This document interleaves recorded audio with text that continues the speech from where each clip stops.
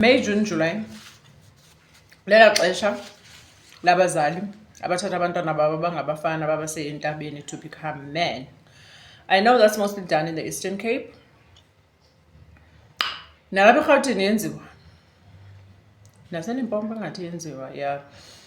And if there's one thing I can tell you is that ela xesha lelona xesha li-critical emzalini onomntana ongumfana oya phaa kulaa ndawo. As a mom obenomntana ebephayana ngoDisemba, yo awulali.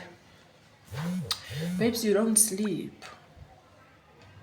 Prayer becomes your daily bread every second. You don't sleep. And it's so unfortunate that emaxesheni amaninzi abantwana babuyi bonke. Just like le yenzekileyo ngoku e-Eastern Cape. So according to Eastern Cape Daily News, kuthiwa eMpuma Koloni linyukela yakuma kwisixhenxe, that is 7, inani lamakhwenkwe abhubhele entabeni.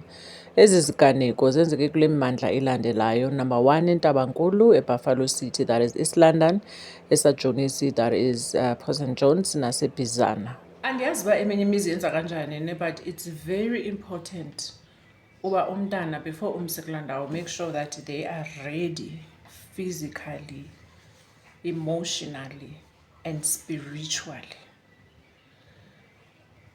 because laa ndawo leyana I believe into yobana kulapho amagqwirha or imimoya emdaka idlalela khona kakhulu, because they are vulnerable, they are alone, away from family. It's bad ungabuyelwa ngumntana, I'm sure.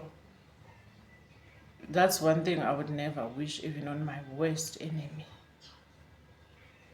Rest in peace to those soldiers who lost their lives while in there.